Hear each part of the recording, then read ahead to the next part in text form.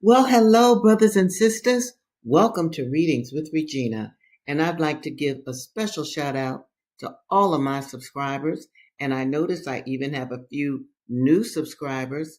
Welcome, welcome, welcome. And those of you who are new to my channel, do look at some of my other videos, my older videos. They're all connected with what it is I'm trying to teach you all in Readings with Regina, because Readings with Regina is all about what the title states up front, reading and the importance of reading. And one of the reasons that I'm starting in the enslavement period is because you have to go back in order to come forward. Also, in schools, regular schools and private schools as well, you will not learn the absolute true history of Black people in this country. Understand that, because this country wants to erase the history of what happened to Black people in America. And I want to take you back to that time so that you know exactly from the writers, the Black people who were fortunate enough to learn how to read and write because it was against the law, to teach literacy to Black people. You understand that? I want you to understand that. So I'm reading to you the actual words that enslaved people wrote during their time on earth. These are your ancestors. And they wrote these books so that you could know about your historical past. But before I get to the books, I got to share this with you. I'm so thrilled. My new book is out, In Back of God's Eye. Can you see it? Yes, a novel by Dr. Regina Jennings. Oh, I am thrilled. So it's selling on Amazon, and you can order it through any bookstore, Black bookstores, I hope. And it says in the back, South Philly, 1987. Yes, it is a book about teenagers. 1987, South Philly. See the boombox? See that hat? You'll meet those characters. And then it's a little blurb about me. I'll read it to you. Regina Jennings, PhD, has written 6 poetry and academic books. I'm so proud of myself. 1 winning an International Book Award. She has also published 32 academic articles in peer-reviewed journals. In Back of God's Eye is her first published novel. You can reach out to her at www.apanthersister.com and Readings with Regina. Yes, that's my book. I'm so thrilled. All right, that's that. Now let's get to the literature at hand. Very important to do that. Let me change this banner. No, I'm going to keep that up for a little while. But we're going to go to Incidents in the Life of a Slave Girl. And for my new subscribers, let me just give you a little history. This slave girl was owned by this pedophilic monster, all right, who has terrorized this kid. She lived in his house, or at least in his on his property, since she was around 11 or 12 years old. And he just molested her with words, okay, to the point that she was terrified every time she heard his voice, every time she heard his footsteps coming towards her. She did everything she could to keep her virginity. That's Linda Brent. Yes, she did. And as she got older, when she hit her teenage years, around 15, 16 years old, she met a brother, a free Black man. He was a carpenter. They fell in love. The brother went to Dr. Flint because Dr. Flint owned OWEN. OWEN. What am I saying? OWNED, owned Linda. So the good brother said, look, I'll buy her. Dr. Flint was like, nah, you can't. She my slave. I ain't selling. In any event, That was the end of that relationship. Linda's heart was broken. Then Dr. Flint tells Linda that he's building a house for her in the forest. So you know what that means. Then he could rape her repeatedly, and the townspeople may not know.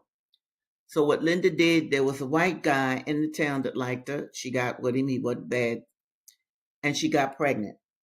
She really got pregnant, not because she wanted to produce a child necessarily, but she felt that being pregnant would keep Dr. Flint away from her. And since she was with a white guy, he certainly had more power to buy her from Dr. Flint. Okay, so that's where I'm going to pick up right now. That was for my new subscribers. And here we go. Incidents in the life of a slave girl. Dr. Flint has come to visit Linda. Linda has just had this baby. She's staying with her grandmother. Very well, said he. Then take the consequences of your wayward course. Never look to me for help.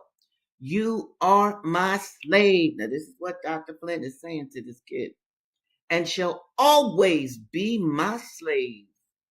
I will never sell you. I really want y'all to understand that. You can depend upon it. Hope died away in my heart as he closed the door after him. I had calculated that in his rage he would sell me to a slave trader, and I knew the father of my child was on the watch to buy me. About this time, my Uncle Philip was expected to return from a voyage. The day before his departure, I had officiated as bridesmaid to a young friend. My heart was then ill at ease, but my smiling countenance did not betray it. Only a year had passed, but what fearful changes it had wrought. My heart had grown gray in misery. Lives that flash in sunshine and lives that are born in tears receive their hue from circumstances. None of us know what a year may bring forth. I felt no joy when they told me my uncle had come. He wanted to see me, though he knew what had happened. I shrank from him at first, but at last consented that he should come to my room. He received me as he has always done. Oh, how my heart smote me when I felt his tears on my burning cheeks. The words of my grandmother came to my mind. Quote, perhaps your mother and father are taken from the evil days to come. End of quote. My disappointed heart could now praise God that it was so. But why, thought I, did my relatives ever cherish hopes for me? What was there to save me from the usual fate of slave girls? Many more beautiful and more intelligent than I had experienced a similar fate or a far worse one. How could they hope that I should escape? My uncle's stay was short, and I was not sorry for it. I was too ill in mind and body to enjoy my friends as I had done. For some weeks, I was unable to leave my bed. I could not have any doctor but my master, and I would not have him sent for. At last, alarmed by my increasing illness, they sent for him. I was very weak and nervous, and as soon as he entered the room, I began to scream. They told him my state was very critical. He had no wish to hasten me out of the world, so he withdrew. When my babe was born, they said it was premature. It weighed only 4 pounds, but God let it live.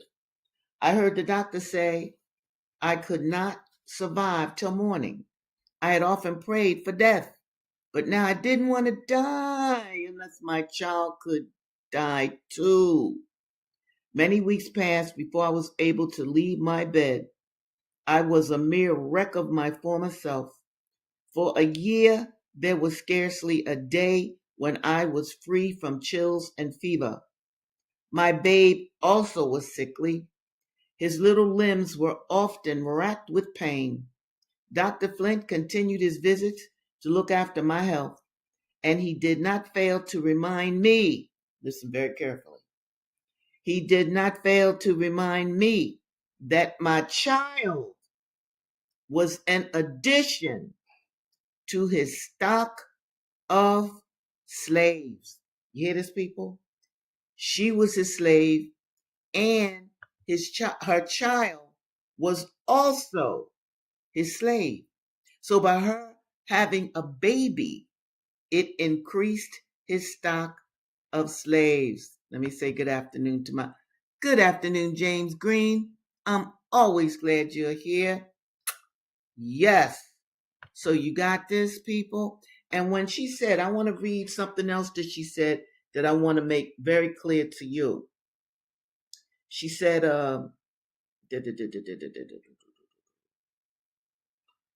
my disappointed heart could now praise God that it was so. But why, thought I, did my relatives ever cherish hopes for me? What was there to save me from the usual fate of slave girls? See, all slave girls could be raped. And I'm going to venture to say most slave girls were raped.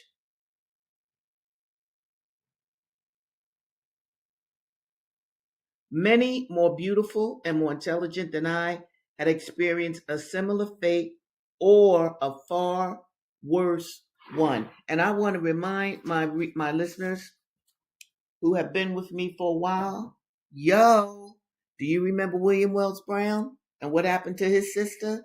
His sisters were sold to this enslaver pimp. Yes, pimpism comes from slavery. Now, Hollywood may have made pictures, movies about pimps and all that, superfly, boom, boom, boom. Pimpism comes from the white enslavers that bought black women, and they put them on the market for white men to rape, molest, whatever. That is the origin of American pimps. Yes.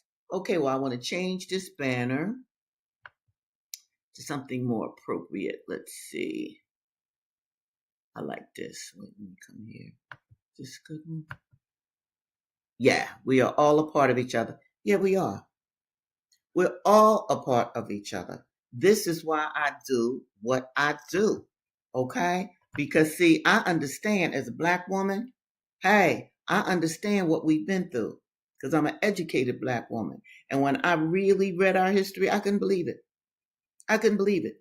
And the only time I read actual books by black people was when I joined the Black Panther Party for self-defense with Huey Newton and Bobby Seale, because they insisted that Panthers know our history. All right, here we go. My next book, Ida B. Wells, African American hero. Now check this out. Her parents, who were enslaved, taught this girl to read and write. Yes. We don't know how they learned, but they knew how to read and write. They taught Ida. So by the time Ida was like in her teens, she was already brilliant. She was already passing teachers' examinations to teach black children. Now check this. Ida B. Wells was on a train as a teenager. She was going to her job. White conductor told her she had to move from her seat, and she had already paid full fare. The white conductor told her she had to go to the smoker's car. She said, no, I'm not going. The white conductor tried to pull her out of her seat. She bit him. She fought him. Then she sued the railroad company. Ida B. Wells. She was born in 1862, so she was born right when slavery was legally abolished in this country, although there were some areas of America that still retained their slaves or their enslaved people. That's why Juneteenth is important. Okay, so I'm going to start with Ida. Ida is now living in California. She's teaching there, but she's very unhappy. She's alone. It's a very small town with mostly black people. But I want you to really pay attention to how she describes this teacher's gig that she had. First of all, now this is a teacher's job that she had. Understand, she got a teacher job, and she was in her teens. Her mother and father had died from the yellow fever epidemic, and she was also taking care of her brothers and sisters. That's Ida B. Wells. All right. This school was a makeshift one-room building. One room. The separation of the two races in school had been asked by the colored people themselves. Notice that. As I learned afterward, and they had been given the second rate facilities that are usual in such cases. Listen to this. All the white, Indian, and half breed Mexican and Indian children went to school in a commodious building up on the hill, and I was helping to perpetuate this odious state of things by staying and teaching at this school. Now, if I ever say a word that you don't recognize, look it up. Especially wait for the captions so you can see how it's spelled, although sometimes the captions don't even spell these words correctly. But look up these words. Now remember, this was written in the 19th century. We're in the 21st century. This 19th century good sister knew this kind of language. Some of you in the 20th, 21st century may not. So do look it up so you can expand your vocabulary. I'm going to read this again. All the white, Indian, and if she had some white kids in there, we're talking poor whites. Understand that there's a difference between poor whites, middle class whites, and certainly the oligarchs who run this country who are white. All the white, Indian, and half breed Mexican and Indian children went to this school. Okay. And I mention the Mexicans because they in the news right now. I'm not going into that. And I always talk to you about the Native Americans because this was their land before the Europeans came over here.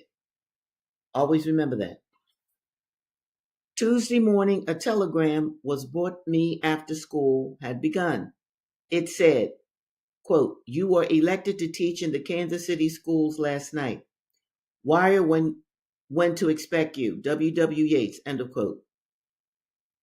My aunt had followed the telegram to school and began again to plead for me to stay with her. She knew my Kansas City friends would wire me money to travel on now that I had been elected. She was backed by Mr. Ward, who was one of the influential citizens of this town. I yielded to their persuasions and again promised to stay. My aunt never left until I had written out and sent a reply telegram thanking my friends but declining the position. Another dreary day went by, and I tried my best with no facilities to get the school material straightened out. Thursday morning, on the way to school, I received a letter from Mr. Church in Memphis in reply to mine of 3 weeks before. In it was a check or draft for the money I had requested as a loan. He assured me that I had been reelected to teach in Memphis, and he was very glad to make the loan I had asked. I didn't have the strength to go through another scene with my aunt. I finished my day's work at the school, and after cashing my draft, went to the telegraph office and sent this telegram to Mr. Yates in Kansas City. Quote, leaving tonight. If too late to secure a position there, will go on to Memphis. Ida B. Wells, end of quote. When the storm broke at home, and I told my sisters, who were 11 and 14 years old, that we must get ready to leave that night, Annie refused to do so, and our Aunt Fanny encouraged her in taking this stand. I did not blame her for doing so, because her own daughter, Ida, who was my namesake, would have no friend after Annie, who was near her age, if she came with me. Besides, I realized that it would be much easier for me to manage with one instead of two half-grown girls on my hands. So after a promise from my aunt that she could care for Annie as if she were her own daughter, I agreed to leave her there. Now, I want to show you another picture of Ida. This is Ida in her early 20s. Do you see how beautiful she is? And notice her hair. Notice how she did her natural hair. Also, good sisters, notice the ornaments on her dress. Notice those little frilly things.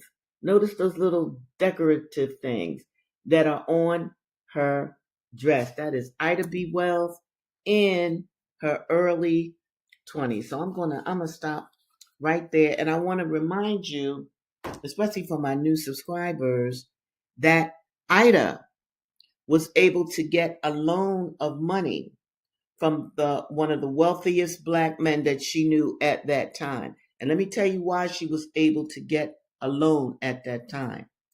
Ida B. Wells carried herself beautifully. She was a fabulous teacher because she loved black people, just like I do. So when she was teaching them, she was giving them all that she had and more. So other black people who had more wealth than she, well, she wasn't wealthy at all. When she asked for a loan, they gave it to her. And notice that she was elected to two other schools, one in Kansas City, one in Memphis. That's because she carried herself like the eloquent black nationalist freedom fighter that she was. And I also want to say this before I go to Assata. Virginity before marriage was very important, not only to Ida B. Wells in the 19th century, but also to enslaved women like Linda Brent, who was a slave, but tried to hold on to her virginity until she got married. Now, why am I saying this to you? I'm being honest. Look, today, the sexual behavior that is going on among our people, our youngsters in particular, this is not helpful to you. Because if a sister has a child out of wedlock, and the brother doesn't marry, then what? Then what? So I just want you all to be thinking about these things from the 18th, 19th, 20th to the 21st century. Think about your behavior now. And I'm here to tell you that the people that control this country that hate your guts, yes, there's no love for black people, black intelligent people in this country, unless you mimic them. Now I'm getting ready to get to Assata. Yes, but I need to remind you people that just because you become, let's say you get a position of power in this country, let's take the past president Barack Obama. Barack Obama bombed an African country. Yes, he did. And can you name what he did just for black people? Okay, I preached enough. Let me go to Assata now, because this book is very important. If you don't know Assata, I want you to look her up. Okay, and where did I stop? Little Assata is going to school. My first school experience was Mrs. Perkins School in Wilmington. It was a little two-room school on Red Cross Street where I learned the fundamentals of reading, writing, and arithmetic. I was 4 years old. Remember, she had worked for her grandmother and grandfather when she was about 3, so she goes to school at 4. Mrs. Perkins School was the closest thing to a nursery school that black people in Wilmington had, but she didn't play that baby play stuff. We were there to learn. I was prone to colds, however, and I guess the pot-bellied stove in the school didn't give off enough heat. I was out sick more than I was in school, but I learned enough so that when I went to first grade, everything was easy. I could already read. Did you hear that, people? This girl could already read before she went to school. And how did she learn to read? Oh, I got another comment. Oh, this is James. Yes, James. No love. No love. This is why We got to overlove ourselves. I mean this. We must overlove ourselves. Now, Assata already knew how to read before she went to school. And that's the way that I want you young mothers and fathers to treat your offspring. Read to them the minute they have the awareness to understand your language. Here we go. I spent most of first grade in New York with my mother. The rest of the first and all of the second down south with my grandparents. I went to Gregory Elementary School in Wilmington. My teachers knew my grandparents well and gave them daily reports, wonderful, of my progress. The teachers were strict and believed solemnly in the paddle, but we learned.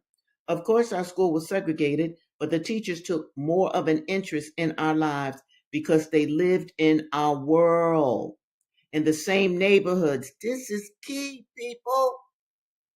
They knew what we were up against and what we would be facing as adults, and they tried to protect us as much as they could. More than once, we were punished because some children had made fun of a student who was poor and badly dressed. I'm not saying that segregation was a good system. Our schools were inferior. The books were used and torn, handed down from the white schools. That's how my schools were too when I was a little kid. Always handed down from white students who wrote all in them. So we had used books.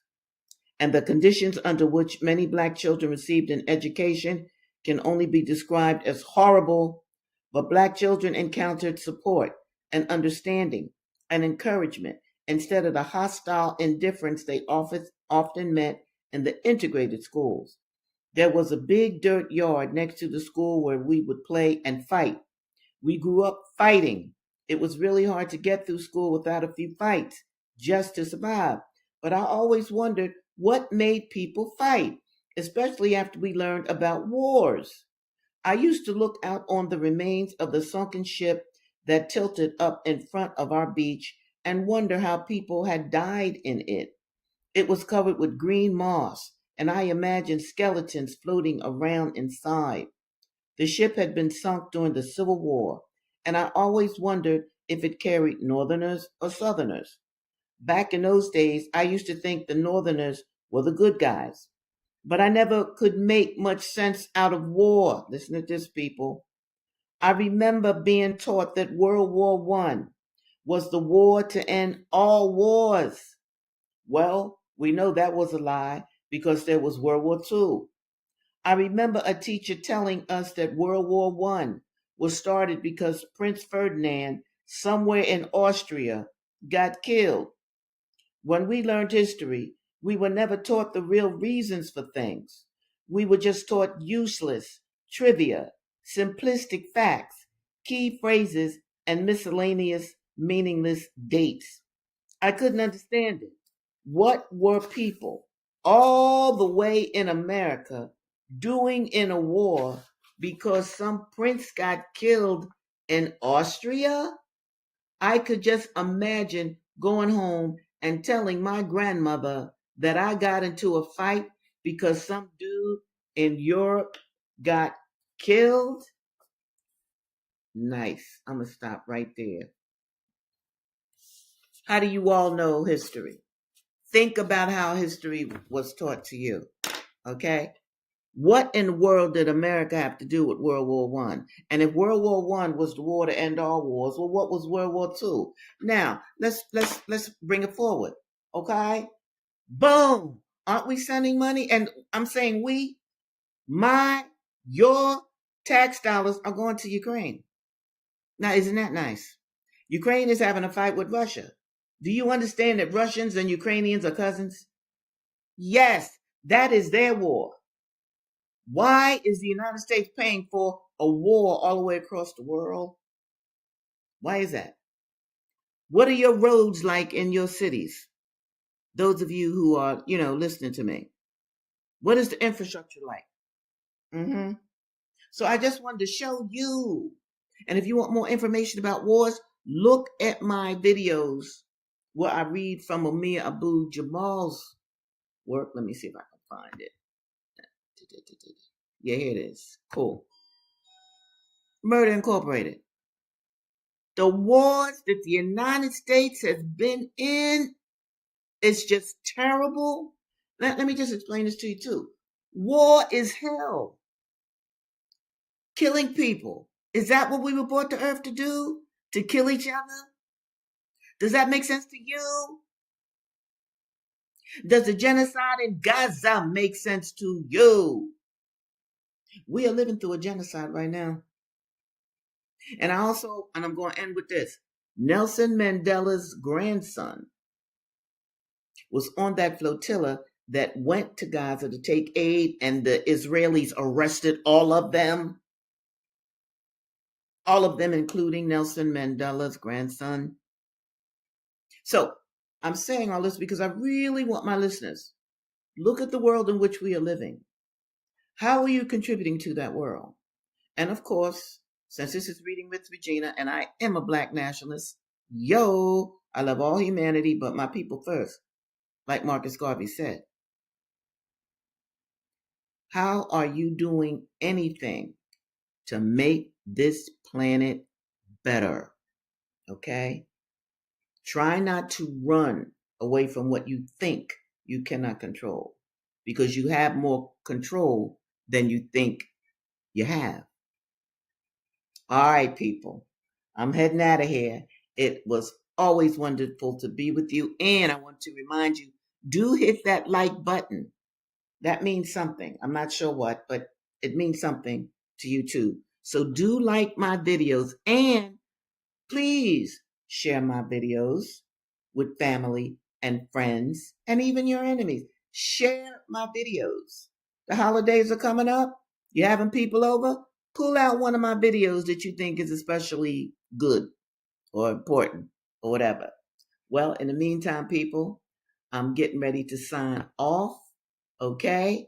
And I will see you this coming Thursday. Same time, same place. Love you dearly. Pray for you every night and every day. Bye now.